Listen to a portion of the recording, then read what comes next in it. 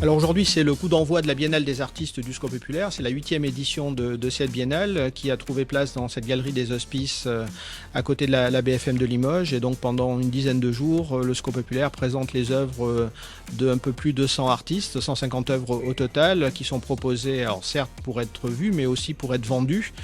Avec un prix unique de 200 €, et c'est un parti pris du Secours populaire de proposer toutes les œuvres, quels que soient les artistes, quels que soient les supports, quelles que soient les dimensions, à un tarif unique de 200 €. L'objectif étant de collecter des fonds pour aider le Secours populaire à financer ses actions de solidarité à Limoges et dans le département de la Haute-Vienne.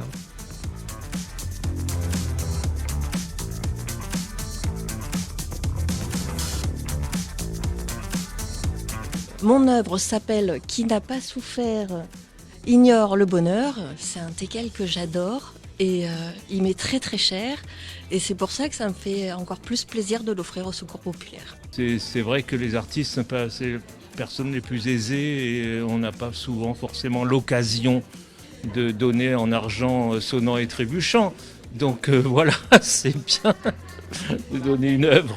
J'ai donné une photographie, vous voyez ici qui appartient à une vieille série. Enfin une vieille série, oui, c'est une image qui doit dater des années 90, voilà. Alors, j'ai laissé une petite pièce qui est ici, là, avec les différents éléments que vous voyez. C'est une photopeinture que j'ai réalisée début du mois de janvier pour le Secours populaire. Je donne régulièrement et je crois qu'il faut absolument les aider parce qu'ils en ont vraiment besoin. Bien sûr que c'est important, c'est un tout petit geste en fait. Hein.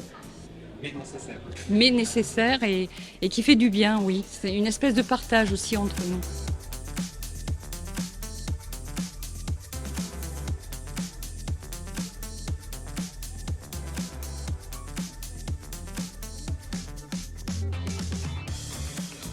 Ça fait partie de tout ce que le Secours populaire organise pour collecter des fonds, effectivement, pour financer ses actions dans un contexte qui est, pour notre association, préoccupant. Alors, par rapport au public que l'on accueille, on a eu 20% d'augmentation entre 2021 et 2022, et depuis le début de l'année 2023, on a une augmentation, comme dans les autres associations, très importante du nombre de personnes qui sont touchées par l'inflation, qui frappe, alors certes tout le monde et douloureusement, mais en premier lieu ceux qui ont déjà des revenus faibles, qui sont en situation de précarité et pour lesquels les fins de mois sont difficiles.